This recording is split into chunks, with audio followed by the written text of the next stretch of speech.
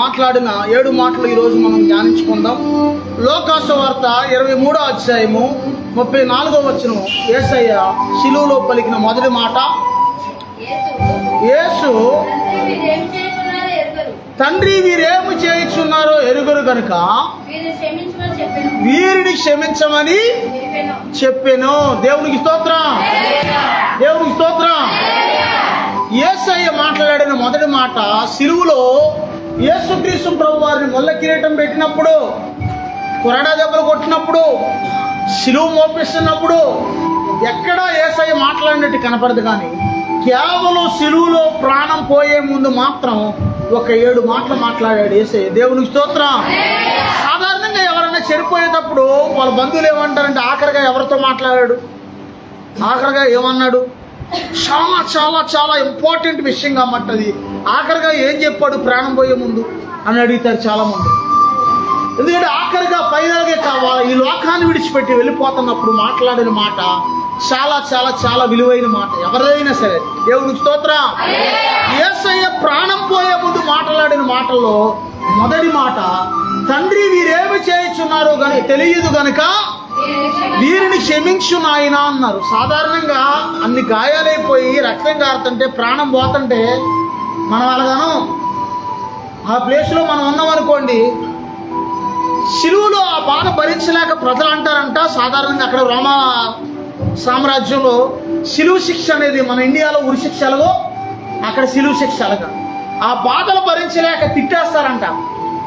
ఆ దారి అమ్మటి వెళ్ళే వాళ్ళని, ఆ శిలువ కాడ ఉన్న సైనికుల్ని కటికి బూతులు తిట్టేస్తారంట. ఆ బాధ భరించలేక, శిలువలో ఎలాంటి బాధ భరించలేక ఒక చిన్న గొట్టం పట్టుకుని ఒక 5 నిమిషాలు నుంచోమంటేనే, ఇలా పట్టుకోమంటేనే మనం ప్రాణం మీదకి వస్తుంది. మనకి శిలువలో ఎలాడుతున్నాడు యేసయ్య. ప్రాణమంతా కూడగట్టుకుని ఆయన మాట్లాడుతున్నాడు. ఆయనకు ఓపిక లేదు అప్పటికి. ఎందుకంటే అప్పటికే ఆయనకి అంతకు ముందు రోజు రాత్రి ఆయన అరెస్ట్ చేశారు. ఆయనకి ఆహారం పెట్టలేదు, నీళ్ళు ఇవ్వలేదు, చిత్రహింసలు పెట్టారు, నానా బాధలు పెట్టారు, కొట్టారు. ఆయన్ని రక్తం కారేదట్టి కొట్టారు. శిలువ మోపించారు 6 కిలోమీటర్లు, సుమారుగా 6 మైళ్ళ ఉంది అక్కడ. దేవునికి స్తోత్రం. ఎంత దూరం మోపించి ఆయన ప్రాణమంతా కూడగట్టుకుని మాట్లాడుతున్నాడు. ఒక 7 విషయాలు యేసయ్య మాట్లాడి. దేవునికి స్తోత్రం. మొదటి మాట, తండ్రి వీరేమి చేయుచున్నారో వీరికి తెలియదు కనుక వీరిని క్షమించు. సాధారణంగా క్షమించడం అనేది చాలా కష్టమైన పని. చెప్పడం ఈజీయే, అయ్యా చెప్పడం ఈజీయే. కానీ క్రియల కాడకు వచ్చేసరికి ఏదైనా ఎదరివారిని ప్రేమించాలి, ఎదరివారికి సహాయం చేయాలి, ఎదరివారిని క్షమించాలి, ఇట్లాంటివన్నీ చెప్పడం ఈజీయే. కానీ అనుసరించడం చాలా చాలా కష్టం. రెండో మాట చూసుకుంటే లోకాసు వార్త 23వ అధ్యాయం 43వ వచనం.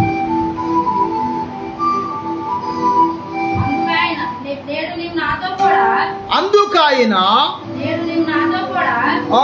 నేడు నీవు నాతో కూడా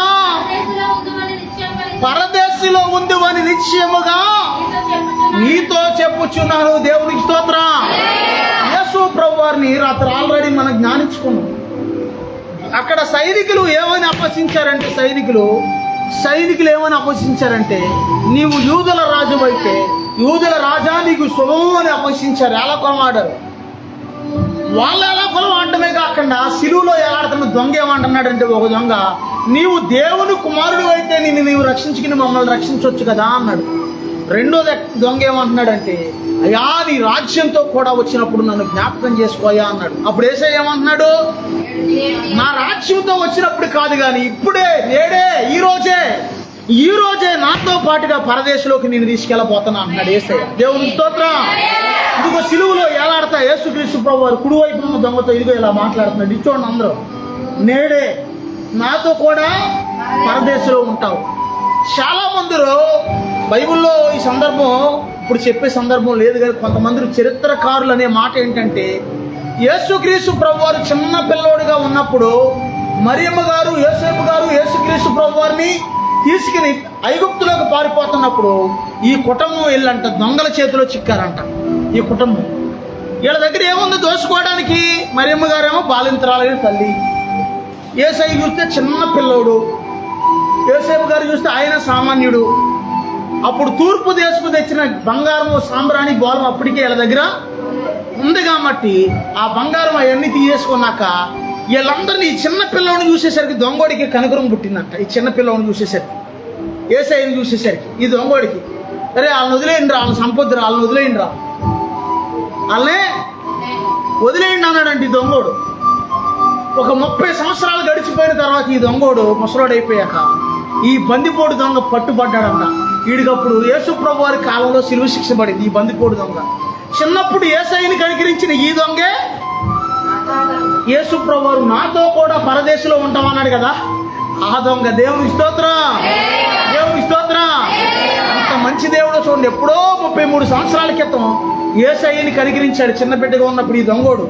ఈ పిల్లోడు చూస్తుంటే నాకు జాలేస్తున్నారు, ఈ కుటుంబాన్ని ఏమి చేయొద్దు అన్నాడంట. అప్పట్లో 33 సంవత్సరాల తర్వాత మళ్ళీ అదే దొంగ దొరికినప్పుడు, వాడికి శిలువ మరణం పడినప్పుడు, శిలువ మరణం పడిన ఆ దొంగకి శిలువలో ఆఖరిగా ఉన్న ఆ ఖైదీకి దేవుడు అవకాశం ఇచ్చాడు. దేవునికి స్తోత్రం. చాలా మంది ఏమంటారంటే, శిలువలో దొంగ బాప్తిసం తీసుకున్నాడా, శిలువలో దొంగ మారు మనసు పొందాడా, శిలువలో దొంగ రక్షణ పొందాడా, శిలువలో దొంగ పరిశుద్ధాత్మతో నింపబడ్డాడా, శిలువలో దొంగ వెళ్ళలేదా పరలోక రాజ్యం అని కబుర్లు చెప్తారు. శిలువలో దొంగకి ఆడికి అవకాశం ఇంకా లేదు, శిలువు కొట్టేశారు కాబట్టి. కానీ మారు మనసు పొందాడు ఒక క్షణంలో.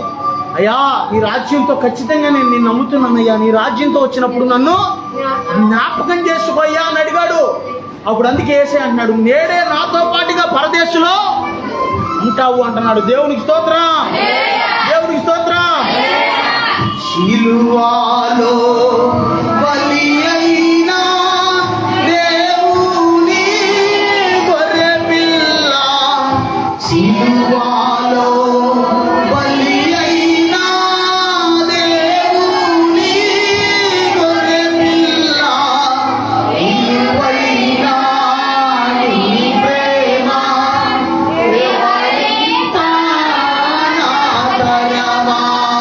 దేవుని స్తోత్రం.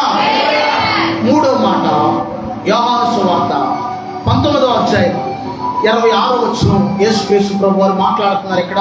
3వ మాట యోహాను సువార్త 19వ అధ్యాయం 26వ వచనం. యేసు తన తల్లియు తాను ప్రేమించిన శిష్యుడు దగ్గర ఉండు చూచి, అమ్మా ఇదిగో నీ కుమారుడు అని తన తల్లితో చెప్పిన. దేవునికి స్తోత్రం, దేవునికి స్తోత్రం. సాధారణంగా ప్రాణం పోయేటప్పుడు మరి యేసుక్రీస్తు ప్రభు వారు తల్లితోనే మాట్లాడుతున్నాడు కానీ తండ్రితో మాట్లాడతాడు. అక్కడ ఎవరైనా తండ్రి ఈ లోకంలో యోసేపు, ఈ లోకానుసారంగా చూస్తే యోసేపు తండ్రి. కానీ ఎందుకు మాట్లాడతలేదంటే అప్పటికే బహుశా యోసేపు గారు చనిపోయి ఉండొచ్చు, అప్పటికే ఆయన తల్లి మాత్రమే ఉండుండొచ్చు. అంటున్నాడు, అమ్మ ఇదిగో ఇక నుంచి, ఇదిగో నేను శిలువలో ప్రాణం పోతుంది కాబట్టి ఇక నుంచి నా శిష్యుడే నీ కుమారుడు, నీ బాధ్యతలన్నీ ఈయన నెరవేరుస్తాడు. దేవునికి స్తోత్రం. సాధారణంగా ఈ రోజుల్లో యేసు ప్రభు వారు అక్కడ మనకేం కనపడుతుందంటే బాధ్యత కలిగిన కుమారుడిగా కనపడుతున్నాడు. దేవునికి స్తోత్రం. అందరూ ఉన్నారు ఈ రోజున బాధ్యత లేని వాళ్ళు, తుంట్రోళ్ళు. అమ్మ ఉన్నారా? బాధ్యత లేని వాళ్ళు బోడు మందులు ఉన్నారు. తల్లిని గాలికి వదిలేసి తండ్రిని గాలికి వదిలేసి తిరిగే వాళ్ళు లేరా అమ్మ? లేరా? ఒక కూతురికి 4 ఎకరాల పొలం ఇచ్చాడంట తండ్రి. ఎన్ని ఎకరాలండి? తండ్రి ముసలోడైపోయాక ఇంక పిల్లలు లేరు, కూతురు ఒకటే ఉంది.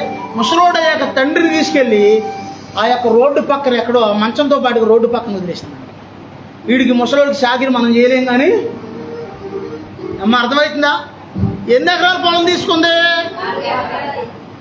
అంటే తల్లిదండ్రుల ఆస్తి కావాలి మనకే, తల్లిదండ్రుల యొక్క ధనం కావాలి, కానీ వాళ్ళ బాగోతులు మాత్రం.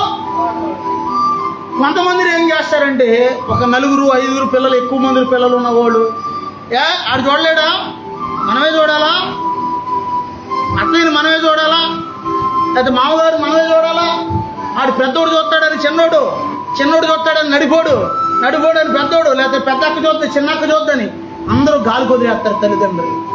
కానీ కారణం ఏంటంటే గాలి కొదిలితే ఏమైందంటే ఒక రోజున నిన్ను కూడా దేవుడు గాలి కొదిలేస్తాడు. అర్థం కాలా? అర్థమైందా? అర్థం కాలేదా? నువ్వు ఏదైతే నీ తల్లిదండ్రులకు కొలుస్తున్నావో ఒక రోజున ఆలస్యం లేకోకుండా అది మళ్ళీ నీకు వస్తుంది. నువ్వేదైతే నీ అత్తమామలకు కొలుస్తున్నావో అది మళ్ళీ నీకు వస్తా అన్నమాట. అందుకే బాధ్యత కలిగిన కుమారుడిగా ఉండాలి మనం. యేసయ్యను చూసినప్పుడు దేవునికి స్తోత్రం, దేవునికి స్తోత్రం. ఒకసారి అంట తల్లి ముసలిదైపోయిందంట, బాగా పండు ముసలిదైపోతే మీ అమ్మని తీసుకెళ్ళి అక్కడ అడవులో వదిలేయమంట వాడు. తల్లిని ఉప్పు బాస్తా ఎక్కించుకుని తల్లిని ఎక్కడికో అంటే ఉప్పు ఎక్కించి నీటి మీద ఎక్కించుకుని ఎక్కడికో అడవులోకి మోసుకెళ్ళి అడవులో వదిలేస్తుంటే తల్లి వెళ్తా చెట్టు ఆకులు కోసుకుంటే ఆకులు కన్ను కోస్తున్నాను. కోసి గుప్పుడు పట్టుకుని ఒక ఆకులు అక్కడోటి జల్లుకుంటా వచ్చిందంట తల్లి. దేవునికి స్తోత్రం. వచ్చి బాబు మళ్ళీ నీకు వెళ్ళేటప్పుడు దారి దొరకదు నాయన, అందుకే నేను ఆకులు జల్లుకుంటా వచ్చాను, ఆ దారం వెళ్ళి నాయన బాబు అంటుందంట తల్లి. దేవునికి స్తోత్రం. తల్లిదండ్రులు ఎంత మంచి మనసు అంటే దేవుడు నిజంగా వాళ్ళకి ఇచ్చే మనసు. నువ్వు ఎంత పెద్దోడు అయినా సరే, పిల్లోడు వచ్చాడమ్మా, పిల్లోడికి అన్నం పెట్టావా లేదా టీ ఇచ్చావా అలాగా ఇలాగాని మాట్లాడతారు తల్లిదండ్రులు. దేవునికి స్తోత్రం. అరే బాబుగా, అరే నానా అంటారా? దేవునికి స్తోత్రం. అందుకే మనం ఏం చేయాలంటే తల్లిదండ్రులు వాళ్ళ రుణం మనం తీర్చుకోలేము కాబట్టి వాళ్ళు బ్రతికినంత కాలం తర్వాత మనం బాధపడితే అవకాశం ఉండదు. చాలా మంది ఏం చేస్తారంటే తల్లిదండ్రులు ఉన్నప్పుడు వాళ్ళు చూడరు, కానీ వాళ్ళు పోయాక పెద్ద పెద్ద ఫ్లెక్స్లు, పెద్ద పెద్ద ఫోటోలు, పెద్ద పెద్ద ఊర్ల పేర్లు, వీధుల పేర్లు, మా నాన్న పేరు, మా అమ్మ పేరు, మా తాత పేరు అని పేర్లు పెడుతుంటారు. ఉపయోగం ఉంది? ముందు వాళ్ళ బ్రతుకుండంగా వాళ్ళ మంచి చెట్లు మనము చూడాలి. దేవునికి స్తోత్రం. యేసయ్య సిలువలో మనకి నేర్పిస్తున్న మూడో మాట బాధ్యత కలిగిన తండ్రి. అమ్మాయి అన్నారా? లేదండి అయ్యగారు, మా అమ్మ డబ్బులన్నీ కూడా మా చెల్లికి ఇస్తుందండి, మా అక్కకి ఇస్తుందండి. ఎలా చూడమంటారండి అయ్యగారు మా అమ్మని? అమ్మ ఉన్నారా? అమ్మ ఇలాగ వస్తుంది అమ్మ, అర్థమవుతుంది, ఏమో అర్థమవుతుంది, అన్నీ మా వాళ్ళకి ఇస్తుంది. ఎలా చూడాలండి అంటే కారణం ఏంటంటే డబ్బులు ఇచ్చినా ఇగిపోయినా చూడాలి. తెలుసా నీకు ఆ విషయం? ఆస్తి అంతా మా తమ్ముడికే ఇచ్చిందండి మా అమ్మ. ఎలా చూడమంటారండి అయ్యగారు అంటే ఆస్తి రీతే అలా ఒకవేళ తల్లి కూడా అలాగ అనుకుందనుకో, మనం ఉంటామా? రాత్రి నేను పిల్లోడతారే మా అమ్మది సొమ్ము, మంచినీళ్ళు తాగే సొమ్ముకి ఆ ఎంగిలంతా కూడా అంటే చికాకు ఉంది, కనపడతలేదు, కొంచెం ఆ సొమ్ము శుభ్రంగా కడగరా అంటే మోసేసాక శుభ్రంగా సబ్బుతో లోపల బయట శుభ్రంగా సొమ్ము నీట్గా కడిగి దాని నిండా మంచినీళ్ళు పట్టించాడు. ఒరే నీకు చాలా ఆశీర్వాదం ఉంటుందిరా మోసే అని చెప్పారు. ఎందుకంటే మా అమ్మ లేకపోతే మనం లేము, మా అమ్మ ఉంది కాబట్టి మనం ఈరోజు మనం అందరం. కానీ ఇది ఆశీర్వాదం అని చెప్పాను. దేవునికి స్తోత్రం, దేవునికి స్తోత్రం. యేసయ్య ఎక్కడదయ్యా ఇదంటే స్వీట్ చెప్పారా? బాధ్యత కలిగిన కుమారుడుగా ఉన్నాడు యేసయ్య సిలువలో. ఏ సమయంలో ఉన్నాడో ఆయన తెలుసా? ప్రాణం పోతున్నప్పుడు తన తల్లి బాధ్యతని శిష్యుడికి అప్పగిస్తున్నాడు. మళ్ళీ ఉన్న పిల్లలు చూసుకుంటారో, అప్పటికింత పిల్లలు ఉన్నారు కానీ వాళ్ళు చూసుకుంటారో లేదో అని చెప్పి శిష్యుడికి అప్పగిస్తున్నాడు. అమ్మ ఇక్కడి నుంచి ఇదిగో నీ కుమారుడు. ఆ మాట అనడం కూడా ఆయనకి ఓపిక సరిపోవట్లేదు అసలు ఏ మాటకి. యేసు ప్రభు వారు మాట్లాడడానికి సినిమాలో మనం చూస్తుంటే సాధారణంగా ప్రాణం పోయేవాడు ఏం చేస్తాడు? బడబడబడ మాట్లాడేస్తాడా? ప్రాణం పోయేవాడు అలా ఆవేశపడతాడు. ప్రాణం పోయే పరిస్థితులు యేసుక్రీస్తు ప్రభు వారు చెప్పలేక అమ్మా ఇదిగో ఎక్కడి నుంచి ఇతనే నీ కుమారుడు అని సిలువలో నుంచి తల్లికి చెప్తున్నాడు. దేవునికి స్తోత్రం. నాలుగో మాట చూసుకుంటే, నాలుగో మాట మత్తయి సువార్త 27వ అధ్యాయము 46వ వచనం చూసుకుందాం. మత్తయి సువార్త 27వ అధ్యాయము 46వ వచనం. ఇంచుమించు 3 గంటలైనప్పుడు యేసు ఏలీ ఏలీ లామా సబక్తాని అని బిగ్గరగా అరిచాడంట సిలువలో. వాళ్ళకి అర్థం కావట్లేదు ఏం మాట్లాడుతున్నాడు యేసయ్య. చాలా మందికి అర్థం కావట్లేదు. ఏలియా అని పిలుస్తున్నాడేమో అనుకుంటున్నారు వాళ్ళు. బైబిల్లో ఏలియా, పాత నిబంధనలో ఏలియా ఉన్నాడుగా భక్తుడు, ఆయన్ని పిలుస్తున్నాడేమో అనుకుంటున్నారు. అసలు ఏలియా అనే పేరుకి అర్థం ఏంటంటే యెహోవా నా దేవుడు అని అర్థం ఆ పేరుకి. దేవునికి స్తోత్రం. యేసు ప్రభు వారు ఏమంటున్నారంటే ఏలియా అని పిలవట్లే అక్కడ, కానీ యేసయ్య ఏమంటున్నాడంటే ఏలీ ఏలీ లామా సబక్తాని అని గట్టిగా అరిచాడంట. బిగ్గరగా అరిచాడంట ఆయన, గట్టిగా. 4వ మాట చాలా గట్టిగా అరిచాడంట. ఆయన అరిసి ఆ మాటకు అర్థం అంట. ఆ చదువు ఆ మాటకు నా దేవా నన్నెందుకు చేయి విడిచితివని. అప్పుడు యేసయ్య ఎలా ఉన్నాడంటే కుమారుడిగా ఉన్నాడు. యేసయ్య యేసయ్య ఎలా ఉన్నాడు అంటే యేసయ్య మనిషిగా ఉన్నాడు ఆయన. అందుకే ఆయన ఏమన్నాడంటే తండ్రి అయిన యెహోవా దేవుని పిలుస్తున్నాడు అక్కడ. నా దేవా నా దేవా, లేకపోతే నా తండ్రి అని అర్థం అనమాట. నన్ను ఎలాగ చేయి విడిచావు నాయనా, నాకు ఈ శిలువ బాధ కంటే కూడా ఎక్కువ బాధ, నీవు నన్ను విడిచిపెట్టడమే నాకు బాధగా ఉందయ్యా అని అర్థం. దానికి దేవునికి స్తోత్రం. అయ్యా ఈ శిలువలో ఈ బాధ నేను భరించలేకపోతున్నాను ఆయన అంటలేదు యేసయ్య. కానీ ఏమంటున్నాడంటే నీవు నన్ను ఎందుకు చేయి విడిచావు నాయనా అని బాధపడుతున్నాడు. దేవునికి స్తోత్రం, దేవునికి స్తోత్రం. అర్థమవుతుందా? మరి ఎందుకు విడిచాడు యేసయ్య? యేసయ్యని తండ్రి అయిన దేవుడు ఇందాక చెప్పాను. ఎందుకు విడిచాడు?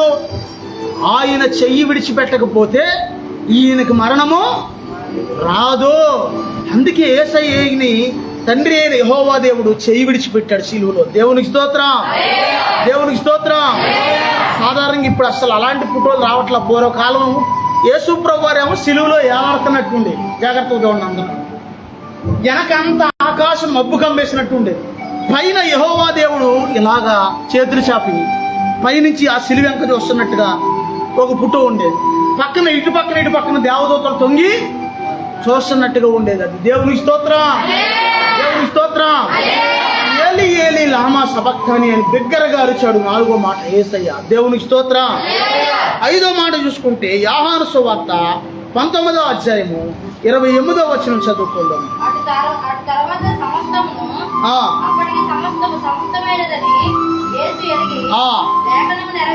ఎన్నో మాట ఇది? అప్పటికి సమాప్తం అయిపోయింది అంతా అని ఆయన ఎరిగి లేఖనము నెరవేరునట్లు నేను దప్పికొనుచున్నాను అన్నాడు యేసయ్య. దేవునికి స్తోత్రం. ఇది 5వ మాట సమాప్తమైంది. ప్లస్ ఏమనుంది ఇందులో? దప్పికొనుచున్నాను. దేవునికి స్తోత్రం, దేవునికి స్తోత్రం. అమ్మ అర్థమవుతుందా? సాధారణంగా ఇందులో మనం చూసుకుంటే సాధారణంగా ఇక్కడ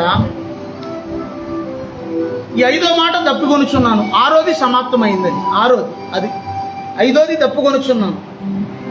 బాగా దాహంతో ఉన్న వాళ్ళు ఎప్పుడన్నా బాగా దాహంతో అల్లాడిపోతా ఎండలో పడి చాలా బాధపడి వస్తే మంజిలి అమ్మాయి కనని అన్నం అనుకో, మీ ఇంటికి వచ్చి మీ ఆవిడతో పిల్లలతో అమ్మ మంచినీళ్ళు అన్నారు అనుకోండి, వీళ్ళేవు అందనుకోండి. మీ పిల్ల ఎలాగుంటుంది? అలిసిపోయి పనికి వెళ్ళి వచ్చావు, అవునా, బాగా అలిసిపోయి వచ్చావు. పోను మీ ఆవిడ పిల్లలో ఎవరో వాళ్ళు ఉన్నారు, అమ్మ మంచినీళ్ళు అమ్మ ఓటాడు అన్న ఆవేశం వచ్చేస్తుంది. అప్పటికి ఏం ఉంచుకోలేవా అన్నారనుకో. అక్కడ ఆ ఎండ తీవ్రత, ఒంట్లో ఉన్న ఈ నీరసం, అన్ని చెకాగన్నీ ఎక్కువైపోయింది కాబట్టి ముందు నీకున్న కోపాన్ని కొట్టేస్తావా. కానీ యేసయ్య రక్తం గారిపోతున్నా, చెమటలతో అల్లాడిపోతున్నా, ప్రాణం పోతున్నా, ఆయన అన్నాడు నేను దప్పుగా ఉంటున్నాను, నాకు దప్పుకైతుంది, నాకు మంచినీళ్ళు అవుతుంది అంటున్నాడు. ఆయన శిలువ మీద ఎలా మనిషికి దాహం ఎప్పుడైతే రాత్రి చెప్పాను ఆల్రెడీ వాక్యంలో. బాగా మనిషి శ్రమలు పొందినప్పుడు, కష్టపడినప్పుడు, పని చేసినప్పుడు మంచినీళ్ళు అవుతాయి, ఎండలో పడి వచ్చినప్పుడు మంచినీళ్ళు అవుతాయి, ఒంట్లో ఉన్న రక్తం అంతా కారిపోతున్నప్పుడు మనిషికి ఏమైందంటే దాహమేస్తాయి. నేను దప్పికొనుచున్నాను అంటున్నాడు. ఇప్పుడు బాధలు ఏమి లేవు, కానీ ఒకప్పుడు నీళ్ళ కోసం నానా బాధలు. వెళితే మలాదూరు పొలం వెళ్ళి నీళ్ళు తెచ్చుకునేవాడు, లేదంటే పంచదాపిష్ కాడికి వెళ్ళి నీళ్ళు తెచ్చుకునేవాళ్ళం తాగడానికి నీళ్ళు కావాలంటే. పంచదాపిష్ కాడికి కానీ మలాదూరు మోటార్ దగ్గరికి కానీ వెళ్ళేవాడు. అప్పుడు ఏమీ వచ్చే కాదు. ఇక్కడ ఈ ట్యాంక్ ఉండేది కానీ ఇది ఉప్పునీళ్ళ ట్యాంక్, తాగడానికి పనిచేసి ఉప్పునీళ్ళ ట్యాంక్ అనే ఒకటి. దేవునికి స్తోత్రం. బయలుదేరమ్మటే మేము వ్యాపారం చేసేటప్పుడు మూటలు మోసుకొస్తుంటే మందిలో అయిపోతుండే. అప్పుడు ఏం చేసేవాళ్ళమో తెలుసా? బాగా దాహం వేసేసి పై వెళ్ళి నీళ్ళు తాగేవాళ్ళం కదా ఇప్పుడు. ఎందుకంటే అవి ఎక్కడ ఎవరు ఎలా వాడుతున్నారో తెలీదు. నీళ్ళు వెళ్ళే కాడ, తెచ్చుకున్న కాడ ఇలా తవ్వితే నీళ్ళు ఊరుతాయి. నీళ్ళు వెళ్ళే కాలువ పక్కన ఎప్పుడైనా ఇసుక ఇలా తవ్వారనుకోండి, ఇంతలో తవ్వారనుకోండి, ఇంతలో ఎక్కువ అవుతాయి లెక్కలు. నీళ్ళు ఊరేస్తాయి ఉత్తినాయి ఫ్రెష్గా. అవి కొంచెం మురుగ్గా ఉంటే ఒక్క 2-3 నిమిషాలు అలా ఉంచితే అవి తేటగా అయిపోతాయి. ఆ నీళ్లు తాగేవాళ్ళం అప్పుడు తీసుకు. ఇప్పుడంటే ఫిల్టర్ వాటర్లు వచ్చేసినాయి, అన్నీ వచ్చేసినాయి. మరి అప్పుడు ఏం చేస్తాం? అదేగా. ఇప్పుడైనా ఇది ఏది దొరకలేదు, ఏది దొరుకుతుంది యేసు ప్రభు వారికి దెబ్బకైతుంది అని 5వ మాటగా ఆయన చెప్పినా సరే వాళ్ళు ఏం చేశారంటే ఎంత దుర్మార్గులో చూడండి, వాళ్ళు ఎంత కర్కోటకులో చూడండి, రోమా సైనికులు ఎంత దౌర్భాగ్యులో చూడండి. వాక్యం చెప్తున్నారో మీరు వాళ్ళని తిడుతున్నారంటే ఏం చెప్తూ వాళ్ళు ఎంత దుర్మార్గులో చూడండి. గిడకర లాంటి కర్రకి స్పాంజీ లాంటి చుట్టి ఆ చేదు చిరకలో ముంచి ఆ నీళ్లు యేసు ప్రభు వారి నోటి దగ్గర పెట్టారంట తాగడానికి. కానీ తాగలేదు ఆయన. దేవునికి స్తోత్రం, దేవునికి స్తోత్రం, దేవునికి స్తోత్రం. 5వ మాట యేసయ్య మాట కనీసం మనం సిలువ జ్ఞానించడానికి మనం నీళ్ళో కొంచెం డ్రింకో ఏదో ఒకటి తాగి ఇక్కడ జ్ఞానిస్తాం. ఈ ఎండకి అవి కూడా తాగకపోతే ఒక్కొక్కరు ఇక్కడ ఏమంటారు, ఏమి ఇవ్వకుండా మిమ్మల్ని ఇక్కడ ఏమి ఇవ్వకుండా పెట్టా అనుకో టాప్ అని ఒకరు ఇద్దరు పడతారు. పడితే ఏమంటారు, అయ్యగారు చర్చిలో ప్రార్థన అని చెప్పి అందరినీ కళ్ళు తిరిగి పడిపోయేది చేశాడు. ఆయన నీళ్ళు తాగనీయలేదంట, పాస్టర్ గారు నీళ్ళు తాగొద్దు అన్నాడంట, డ్రింక్ కూడా ఏం పోయలేదు, అందరూ కూడా కళ్ళు తిరిగి పడిపోయారు అంటారా? ఆ మాట రాకోకుండానే మీకు కొంచెం డ్రింక్ నీళ్ళు అయ్యి దేవుని స్తోత్రం. యేసయ్య దప్పుకుంటే ఆయన కనీసం మంచినీళ్ళు కూడా ఇవ్వలేదు వాళ్ళు, అంత దుర్మార్గులు. 6వ మాట మనం చూసుకుంటే 6వ మాట యోహాను సువార్త 19వ అధ్యాయము 30వ వచనం. యేసు ఆ చెరక పుచ్చుకొని సమాప్తమైనదని చెప్పి అది తర్వాత మాట. 7వ మాట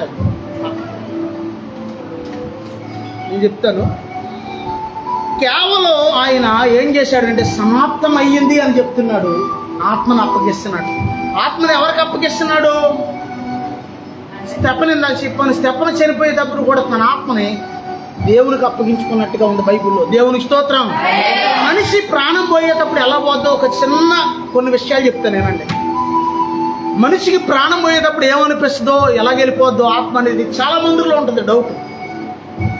ప్రాణం పోయేటప్పుడు 20 నిమిషాల దాకా కూడా ప్రాణం పోయినా సరే మెదడు పనిచేద్దంట. తెలుసా మీకు ఆ విషయం? ప్రాణం పోయినా సరే మెదడు ఇవన్నీ ఆగాలంటే గుండె ముందు ఆగిపోద్ది. మెదడు ఇవన్నీ ఆగిపోవాలంటే పూర్తిగా ఈ పని చేయకుండా ఆగిపోవాలంటే 20 నిమిషాలు పడుతుంది. 20 నిమిషాల దాకా ఏం జరుగుతుందో మనిషికి తెలియదు. పుస్తకంలో సాధు సుందర్ సింగ్ గారికి సంబంధించిన పుస్తకంలో దేవుడు ఆయనకు బయలుపరిచింది, ఆయన రాయించాడు. 20 నిమిషాల దాకా ఏం జరుగుతుంది అతనికి 20 నిమిషాల తర్వాత అర్థమైందంట. అయ్యో చనిపోయి ఆత్మ బయటకు వచ్చేసింది శరీరంలో నుంచి, చనిపోయావు అని అర్థమైందంట ఆ మనిషికి. కొన్ని లోకానుసారంగా ఉన్న వ్యక్తుల ఆత్మను మళ్ళీ ఆ శరీరంలోకి వెళ్ళడానికి చాలా ట్రై చేస్తాయంట, కానీ వెళ్ళలేవంట. కానీ వెళ్ళలేవు. దేవుని పరంగా ఏర్పరచబడిన దేవుని బిడ్డలైన వారైతే ఆత్మ సరాసరి దేవదూతలకు తీసుకెళ్ళిపోతాం. దేవుని స్తోత్రం. ఇంకా నుంచుంటాం ఏముండదు. ఇంకా క్లియర్గా చెప్తున్నా, ప్రాణం పోయేటప్పుడు ఎలా ఉంటుందంటే గాఢ నిద్ర వస్తుంది అనుకో. నీకు ఎవరైనా వచ్చి పిలుస్తున్నారు అనుకో, అప్పుడే నిద్రట్టేస్తుంది గాఢ నిద్ర. ఎవరో పిలుస్తున్నారు, నువ్వు అయినా ఈయన పడినట్టుగా నిద్రలోకి వెళ్ళిపోతుంటావు. చూసావా? అలా ఉంటుంది అన్నమాట మరణం మీకు అలాగే ఉంటుంది సేమ్. దేవుని స్తోత్రం. యేసయ్య అంటున్నాడు, తండ్రి నీ చేతికి నా ఆత్మను అప్పగిస్తున్నాను. తండ్రి నేను ఈ లోకానికి వచ్చిన పని సమాప్తమైంది. సమాప్తమైందా? అంతేనది. ఆ తర్వాత అంతకుముందమ్మ యేసు ఆ చెరక పుచ్చుకొని సమాప్తమైనదని చెప్పి చాలు సమాప్తమైందని చెప్తున్నాడు యేసయ్య. దేవునికి స్తోత్రం. సమాప్తమైంది నేను వచ్చిన పని. దేవుడు నీకు ఇచ్చిన పని, ఈ లోకంలోకి నిన్ను పంపించిన పని సమాప్తమయ్యేదాకే నువ్వు ఉంటావు ఇక్కడ. గుర్తుంచుకో, చాలా లోతైన విషయం చెప్తున్నాను. సమాప్తం అయ్యిందనుకో, ఒకవేళ వచ్చిన పని పూర్తి అయిందనుకో, అర్థమవుతుందా? పెద్ద పెద్ద డాక్టర్లు వచ్చి పక్కన ఉన్నా సరే నేను ఆపలేదు. ఒక ఆయన అమెరికాలో చాలా గొప్ప డాన్సర్ ఉండేవాడు, మైకేల్ జాక్సన్ అని. మైకేల్ అస్సలు ఇలా ఏళ్ళ మీద నిలబడి కాళ్ళు ఏళ్ళ మీద డాన్స్ చేసేవాడు. ఆయన వీడియోలు చూస్తే అర్థమైంది. ఏళ్ళు ఉంటే పట్టుకుని ఏళ్ళ మీద భయంకరమైన డాన్సులు. మన తెలుగు యాక్టర్లు అనేక మంది అయ్యాయి చూసేవాయి, కాపీ కొట్టారా. చాలా భయంకరంగా పాడతా డాన్స్ చేసేవాడు. ఆయనకు ఒక కోరిక ఉండేదంట, నేను ఏదేమైనా 150 సంవత్సరాలు బతకాలి ఈ లోకంలో అని అనుకునేవాడు అంట. 2 సంవత్సరాలు 4 డాక్టర్లు ఎప్పుడూ పక్కన ఉండేవాళ్ళు అంట ఆయన పక్కన. అసలు ఆయన అసలు పేరు ఏంటంటే మైకేల్ జాన్సన్. చర్చిలో డ్రమ్ కొట్టేవాడు చిన్నప్పుడు. ఆయన చర్చిలో అయితే నా ఆటలు సాగట్లేదు. ఇక్కడ బయటికి వెళ్తే లోకానుసారంగా నేను జీవించొచ్చాను. బయటికి వెళ్ళి అమెరికా పాప్ సింగర్గా పేరు తెచ్చుకున్నాడు. పెద్ద పేరు వచ్చింది. పాటలు పాడాడు, డాన్సర్ అయ్యాడు, చాలా పేరు సంపాదించుకున్నాడు. ఆయన తినే ఆహారము డాక్టర్లు టెస్టులు చేసి ఇచ్చాక అప్పుడు తినేవాడు. అక్కడ భోజనం ఏదైనా తాగాలన్నా తినాలన్నా అన్నీ కరెక్ట్గా ఉన్నాయో లేదో అన్ని టెస్టులు చేయించుకుని తినేవాడంట. ఎందుకో ఏ క్రిములు వెళ్ళకూడదు, ఏ జబ్బు రాకూడదు, ఈ లోకంలో 150 సంవత్సరాలు బ్రతకాలని కోరికంట. ఆయన 50 సంవత్సరాల వయసు వచ్చేసరికి ఆయన చనిపోయాడు. కారణం ఏంటంటే అంటే నీకు ఎంత ఆస్తి ఉన్నా, ఎంత డబ్బు ఉన్నా, ఎంత పేరు ఉన్నా సరే, ఇది ఆయుష్ ఎవరు ఇయ్యాలంటే దేవుడు వాళ్ళకి. దేవునికి స్తోత్రం. ఆయుష్ ఎవరి చేతిలో ఉంది అమ్మ? అర్థమవుతుందా? డబ్బు ఉంది, పేరు ఉంది, అన్నీ ఉన్నాయి, కానీ ఆయుష్ దేవుని చేతిలో ఉంది. ఈ లోకానికి వచ్చిన మనిషి వచ్చిన పని ముగింపయింది అనుకోండి, సమాప్తమైంది అనుకోండి, ఆ వ్యక్తి తిరిగి వెళ్ళిపోతాడు. కొన్నిసార్లు మనం అక్కడక్కడ చూసి సైనికులు చూసి యుద్ధంలో, అయ్యో చిన్న పిల్లలంట, సైనికుడు బాబు మొన్న మధ్యనే పెళ్ళి అయిందంట, 2 సంవత్సరాలు అయింది, 3 సంవత్సరాలు అయింది, అయ్యో యుద్ధంలో చనిపోయాడు బాబు అని అందరూ ఏడుతుంటారు బోర్మని. కారణం ఏంటంటే ఆయనకి దేవుని పిలుపు. యేసయ్య కొండెక్కి ఆయనకి ఇష్టమైన వారిని ఆయన యొద్దకు పిలిచినందు వాక్యంలో ఒక చోటన. దేవునికి స్తోత్రం.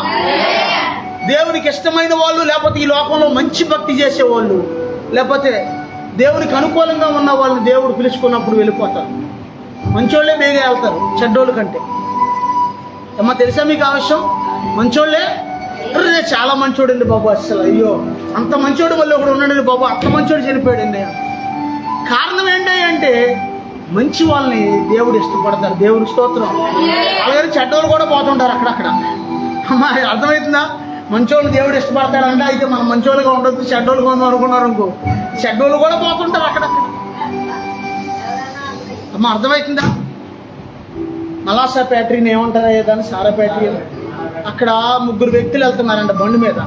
లేడీస్ ఎవరో రోడ్డు అమ్మటి వెళ్తుంటే ఆ లేడీస్ని వెనక చాటుకి వెళ్ళి ఆ యొక్క ఇలా కొట్టి, ఆ బండి మీద వెళ్ళేవాళ్ళు వాళ్ళని, లేడీస్ ఎవరో పనికి వెళ్ళేవాళ్ళు వెళ్తుంటే ఇలా కొట్టి వాళ్ళని ఏదో దూషించి అదరికి వెళ్ళిపోయారు.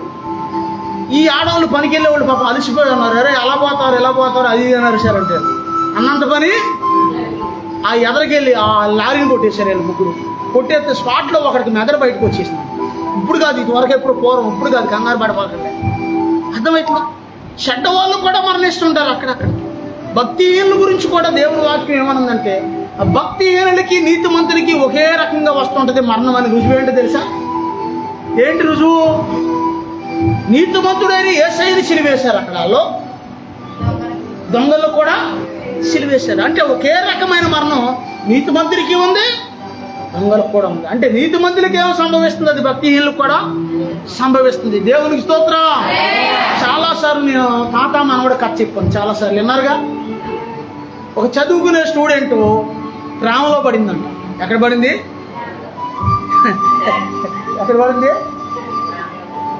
ఎక్కడ పడిందమ్మా? ప్రేమలో పడితే మొత్తానికి ఆ ప్రేమికుని తీసుకుని వెళ్ళిపోయి పెళ్లి చేసేసుకుంది. తండ్రి, ఈ పిల్ల యొక్క తండ్రి కోటీశ్వరుడు, తండ్రికి తెలిస్తే ఒప్పుకోడని ఏం చేసిందంటే వెళ్ళి పెళ్లి చేసేసుకుని దూర ప్రాంతం వెళ్ళిపోయింది. తండ్రి చూస్తే జమీందారు అయినా, బాగా ఉన్న ఆయన, తన కూతురు కోసం అన్ని చోట్ల ఎత్తికేస్తున్నాడు, దొరకట్లా. మొత్తానికి ఇన్ఫర్మేషన్ తెలిసింది, పలానా వాళ్ళ అబ్బాయి మీ అమ్మాయిని తీసుకుని. అప్పుడు మొత్తానికి వెళ్ళి ఈ తండ్రి, ఈ కూతురు యొక్క తండ్రి అంటున్నాడంటే, వెళ్ళి ఏమంటున్నాడంటే అక్కడ, అమ్మా ఇదిగో నేను మీ అబ్బాయిని ఏం చేయం, మా అమ్మాయి అడ్రస్ ఎక్కడ ఉందో చెప్పండి. ఆ పిల్లవాడు వాళ్ళ తల్లిదండ్రుల దగ్గరికి వెళ్ళి అడుగుతున్నారంట. మా అమ్మాయిని మేము తెచ్చుకుంటాం, ఆయన బతుకులు ఆడుతుంటే మాకు తెలియదండి అని అంటున్నారంట వాళ్ళందరూ. మొత్తానికి ఎతికి ఈ పిల్ల యొక్క తల్లి మనోవ్యాధికి గురై చనిపోయి కొన్ని సంవత్సరాలు గడిచిపోయినాయి. ఈ తండ్రి చూస్తే ముసలోడైపోయాడు. ఈ వెళ్ళిన ప్రేమికులు చూస్తే వెళ్ళిన ఆ సంవత్సరానికి పెళ్ళైన సంవత్సరానికి ఒక పిల్లోడు పుట్టాడు. మొత్తానికి ఏదో జబ్బు కూడింది. ఆ యొక్క తీసుకెళ్ళిన ప్రేమికుడు కూడా చనిపోయాడు. చనిపోయిన తర్వాత ఇక ఈడు చూస్తే పిల్లోడిని అలా కష్టపడికి పెంచుకుంటా ఆ తల్లి ఏం చేసిందంటే, ఆ పిల్లోడిని పెంచుకుంటా, కూరగాయలు అమ్ముకుంటా ఆ తల్లి పెంచుకుంది. వీడు మెల్లిగా దొంగతనాలకు అలవాటు పడ్డాడు. వీడు కుర్రోడు అమ్మ అర్థమవుతుంది నా మాట.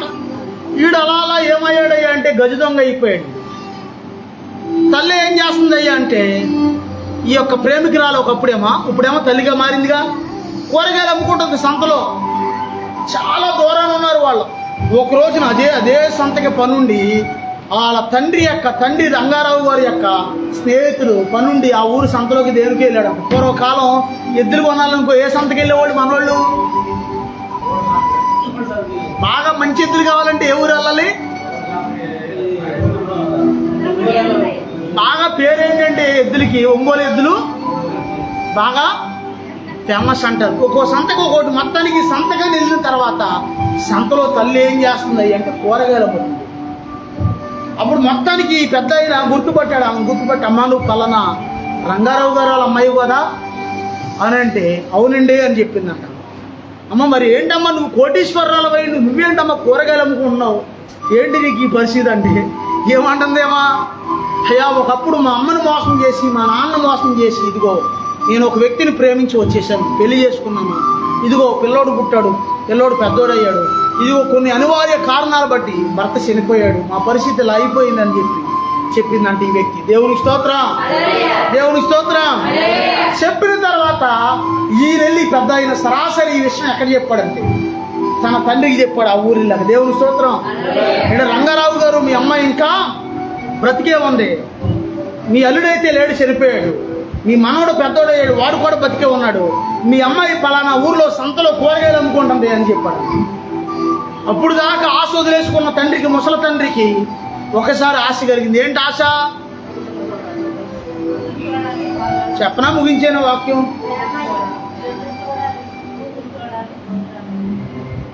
తన కుమార్తెను చూడాలని ఆశ కలిగి తన యావదాస్తి కూడా ఒక పెద్ద సూట్ కేసులో పెట్టి, ఇప్పుడు సూట్ కేసులు రావట్లేదు, ఇదివరకు సూట్ కేసులు వచ్చాయి, సూట్ కేసులో పెట్టి దస్తావేజులు, బంగారము, డబ్బు, చిన్నప్పుడు తన యొక్క కూతురుతో దిగిన ఫోటోలు ఇవన్నీ కూడా అందులో పెట్టుకుని ఆ సూట్ కేసు చదిరికిని ఆ తండ్రి చూద్దామని చెప్పి ఆ ఊరు వెళ్దామని చాలా దూరం వచ్చేసాడు.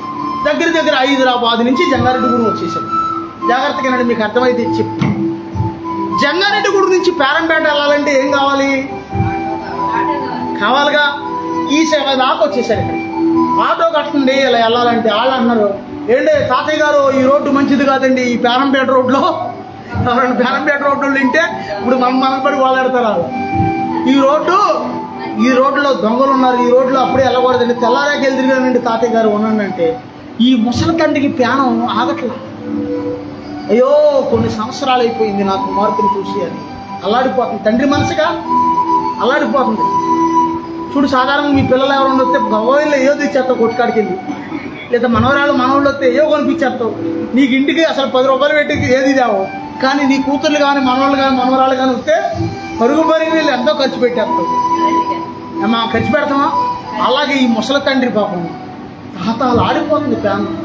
ఈయన మొత్తానికి ఆటోలు పెట్టనన్నా సరే ఆ సూట్ కేసు పెట్టుకుని నడుచుకుంటూ వెళ్ళిపోతున్నాడు, పేరంపేట వెళ్ళిపోతున్నాడు. మన మాసలో చెప్పాలంటే వెళ్ళిపోతుంటే కరెక్ట్గా ఆ మెట్ట దగ్గరికి వెళ్ళేసరికి అలా దారిలో ఒకడు కలిచాడు. తాతయ్య గారు ఎక్కడికి వెళ్తున్నారండి అన్నారు. ఇది ఎన్నిసార్లు అన్నా సరే చాలా ఇంట్రెస్ట్ సబ్జెక్ట్ ఇది. తాతయ్య గారు ఎక్కడికి వెళ్తున్నారండి అంటే, బాబు నేను పేరంపేట వెళ్తున్నాను బాబు అంటే, వీడు కూడా ఏమంటున్నాడండి, తాతయ్య గారు నేను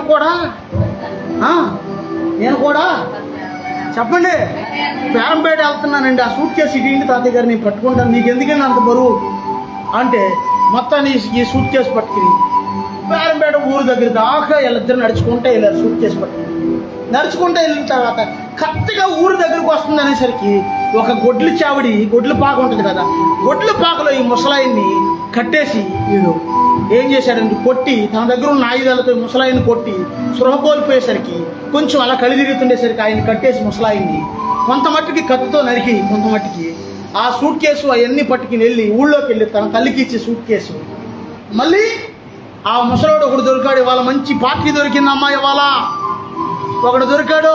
వీడు దొంగడని తెలిసి తల్లికి ఆడు కొన ఊపురుతో ఉన్నాడు, ఆయన చంపేసి వస్తాను ఈ లోపు ఇదిగో ఇవన్నీ ఎక్కడుతుండు అని చెప్పి సూట్ కేసు తల్లికిచ్చి మళ్ళీ ఏక తిరిగి వస్తుంటే వీడు ఆ సూట్ కేసు ఓపెన్ చేస్తే అందులో చిన్నప్పుడు వాళ్ళ నాన్నతో దిగిన ఫోటోలు, వాళ్ళ అమ్మతో దిగిన ఫోటోలు, ఆ డబ్బు, బంగారము, దస్తావేజులు ఇవన్నీ ఉండేసరికి గుండె జల్లు మందంట ఈ కూతురికి. దేవునికి స్తోత్రం. ఒక్కసారి షాక్ అయిపోయింది, దడ వచ్చేసింది ఏమిటి. ఫలానా సంతలో ఫలానా ఆయన నన్ను చూశాడు, వెళ్ళి ఖచ్చితంగా మా నాన్నతో చెప్పుంటాడు, ఇదిగో మా నాన్న ఫోటోలు ఇవి. చిన్నప్పుడు మా నాన్నతో నేను దిగిన ఫోటోలు, చిన్నప్పుడు మా అమ్మతో దిగిన ఫోటోలు. చిన్నప్పుడు మన తల్లిదండ్రులు ఎలా ఉన్నారో మనకు తెలీదా? తెలుసా తెలీదా? చూసే ఎన్ని చూసి అమ్మ బాబోయ్ ఇంకేముంది, వచ్చింది ఖచ్చితంగా మా నాన్న అయి ఉంటాడు అని చెప్పి ఆ యొక్క లాంతర్ వెలిగించుకుని, దీపం గుడ్డ ఒకటి లాంతర్, అప్పుడు లాంతర్ వెలిగించుకుని ఇవన్నీ ఫోటోలు చూసిన తర్వాత ఆ ఫోటోలన్నీ చూసి రే ఆపొద్దురా, అరే సంపొద్దురా ఆపరా, అరే ఆపరా అని పరిగెడుతుందంట ఈ కుమార్తె. అర్థమవుతుందా? ఒరే ఆపరా, సంపొద్దురా నా తండ్రిరా నన్ను పరిగెడుతుందండి పాపం. అప్పటికే చాలా మటుకు నరికేశాడు ఇది. ఆ కొనుపురితో ముసలాయన ఆ గొడ్లు చావడికి ఇలా ఏలాడుతున్నాడు, ఆ గుంజకి ఏలాడుతున్నాడు ముసలాయన. ఓపిక లేదు, ప్రాణం పోతుంది, రక్తం కారిపోతుంది. ఓ పక్కనేమో వీడు చంపుదామని వన ప్రాణం తీసేద్దామని ఈడెళ్ళాడు. వద్దురా అని తల్లి పరిగెడుతుంది ఓ పక్కన. ఈడెళ్ళేసరికి తల్లి కూడా గబగబా వెళ్ళిందంట. వెళ్ళేసరికి కట్లు గబగబా కూడా తీస్తే రే సంపొద్దురా దుర్మార్గుడు, రే సంపొద్దురా నా తండ్రిరా రే అని అంటుంది. ఈలోపే ప్రాణం పోతుంది. అప్పుడు ముసలాయన ఆ స్వరం గుర్తుపట్టి అమ్మా వచ్చావా అంటున్నాడు అంట తండ్రి. దేవునికి స్తోత్రం. వచ్చావమ్మా, నేను ఎందుకోసం అయితే ఈ ఊరు వచ్చానో ఆ వచ్చిన పని సమాప్తమైందమ్మా. నా యావదాస్తి నీ చేతిలో పెట్టి నీ చేతిలో మరణిద్దామని నేను వచ్చాను, ఇదిగో అందుకే నేను వచ్చాను ఇక్కడికి అని చెప్పి ఆ కుమార్తె యొక్క ఒళ్ళు అలా పడిపోయాడు ఈ తండ్రి. ఆ మనవడిని దగ్గర తీసుకుని ఆ మనవడి యొక్క ముఖాన్ని అలాగ రక్తం కారుతుంటే ఆ రక్తపు చేతులతో నా ముఖాన్ని అలా చూసి, బాబు నాయనా ఇదిగో నీకు ఎంత డబ్బు కావాలో అంత డబ్బు నేను తెచ్చాను నీ కోసం, నీకు ఎంత ఆస్తి కావాలో అంత నేను తీసుకొచ్చాను, ఇక ఈ దొంగతనాలు ఏమీ నువ్వు చేయొద్దు, ఇదిగో నువ్వు నీతిగా బ్రతుకు నాయన అని చెప్పి ఆ మనవడిని దగ్గరికి చేర్చుకుని తల్లిని ఆ కుమార్తెని దగ్గరికి చేర్చుకుని వాళ్ళ ఒళ్ళు కనుబురితో ఈ ముసలాయన అలాగ చనిపోయాడు. దేవునికి స్తోత్రం. అలాగే యేసుక్రీస్తు ప్రభు కూడా ఏమంటున్నాడంటే ప్రాణం అంతా కూడా కట్టుకుని నేను ఈ లోకానికి వచ్చిన పని సమాప్తమైంది అని ఆయన అంటున్నాడు. ఆయన 6వ మాటగా దేవునికి స్తోత్రం. 7వ మాట లోకాసు వార్త 23వ అధ్యాయము 46వ వచనం చదువుకుందాం. 7వ మాట లోకాసు వార్త 23వ అధ్యాయము 46వ వచనం. ఈ 7వ మాట చదువుకుని ముగించేసుకుందాం. అప్పుడు యేసు గొప్ప శబ్దముతో కేక వేసి తండ్రి నీ చేతికి నా ఆత్మను అప్పగించుకొనుచున్నానని నేను. దేవునికి స్తోత్రం అని ఇలాగూ చెప్పి ప్రాణము విడిచెను. దేవునికి స్తోత్రం. దేవుడికే కష్టం తప్పలా, దేవుడికే శ్రమ తప్పలేదు, దేవుడికే ప్రాణం విడవడం తప్పలేదు. ఆయన వింటున్నారా? దేవుడికే తప్పలేదండి అయ్యా. మనం ఎంతటి వాళ్ళు తెలుసా? మనం ఎంతటి వాళ్ళు? దేవాది దేవుడే మాదిరిగా ఉన్నాడు మనకి. ఆయనకే తప్పలేదండి. ఎందుకు తప్పలేదంటే ప్రతి మనుష్యుని కొరకు ఆయన మరణం అనుభవించాడు. దేవునికి స్తోత్రం. యేసు రక్తం ప్రతి పాపం నుండి కూడా ప్రజలందరినీ ఈ రోజున పరిశుద్ధపరుస్తుంది. దేవునికి స్తోత్రం. యేసయ్య ఎందుకు రక్తం కార్చాడు? మన కోసమే. యేసయ్య ఎందుకు ప్రాణం పెట్టాడు? మన కోసమే. యేసయ్య ఎందుకు దెబ్బలు తిన్నాడు? కరెక్ట్గా చెప్పండి, ఎందుకు దెబ్బలు తిన్నాడు? మనకి స్వస్థత రావడానికి ఆయన దెబ్బలు తిన్నాడు. దేవునికి స్తోత్రం. యేసయ్య ఎందుకు రక్తం కార్చాడు? మన పాపాలన్నిటినీ కూడా ఆయన రక్తంతో కడిగేశాడు. ఆ తాత ఎలాగైతే తన రక్తంతో తన మనవడి ముఖాన్ని తుడిచాడో అలాగే యేసయ్య తన రక్తంతో ఏం చేశాడంటే మన పాపాలన్నిటినీ కడిగేశాడు. అందుకే ప్రకటన గ్రంథం 1వ అధ్యాయం 6వ వచనంలో ఏమనుందంటే మనలను ప్రేమించుచు తన రక్తం వల్ల మన పాపం నుండి మనల్ని విడిపించిన వానికి యుగయుగములు మహిమ కలుగును గాక అని ఉంది. దేవునికి స్తోత్రం. హల్లెలూయా. దేవునికి స్తోత్రం. దేవుడి కొద్ది వాక్యం దీవించును గాక. ప్రార్థన చేసుకుందాం ప్రభు సన్నిధిలో. ప్రార్థన చేసుకుందాం. ప్రభువానికి వందనాలయ్యా, ప్రభువానికి స్తోత్రాలయ్యా. శిలువలో యేసుక్రీస్తు ప్రభు మాటలు, శిలువలో యేసయ్య పలికిన 7 మాటలు. యేసయ్య అంటున్నాడు గొప్ప దేవుడు ఆయన ఇదిగో గొప్ప కనికరం కలిగిన దేవుడు. నీ కొరకు నా కొరకు శిలువలో 7 మాటలు మాట్లాడాడు.